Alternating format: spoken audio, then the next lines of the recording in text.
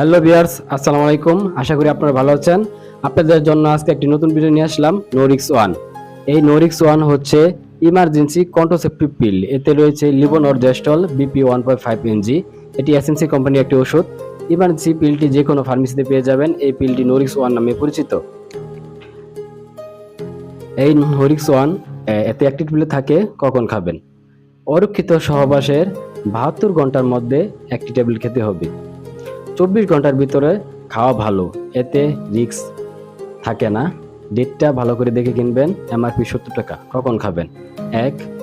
সহবাসের সময় আপনি বা আপনার সঙ্গী যদি কোনো জন্ম বিরোধকরণ পদ্ধতি ব্যবহার না করে থাকেন। 2. যদি আপনি পরপর 3 দিন বা ততোধিক নিয়মিত জন্মনিরোধক ট্যাবলেট খেতে ভুলে যান। 3. যদি সহবাসের সময় আপনার সঙ্গী কন্ডোম সঠিকভাবে ব্যবহার না করে থাকে অথবা কন্ডোম ফেটে গিয়ে থাকে। 4. যদি আপনার জরায়ুতে অবস্থিত জন্মনিরোধ আইইউডি স্থানচ্যুত হয়ে থাকে। 5. যদি যোনিতে অবস্থিত ডায়াফ্রাম অথবা জন্মনিরোধ ক্যাপ সরানো হয়ে থাকে। 6. দর্শনজনিত কারণে আপনি এই ইমার্জেন্সি কন্ট্রাসেপটিভ পিলটি খেতে পারেন। নোরিক্স ওয়ান ইমার্জেন্সি এই পিল মুখে খাওয়ার জন্য। এটি আপনারা মুখে খেতে পারবেন। আপনি বা আপনার সঙ্গী ভুল করে মিলে করেছেন, কোনো প্রোটেকশন না নেই, এতে করে আপনি নোরিক্স ওয়ানটি খেতে পারেন।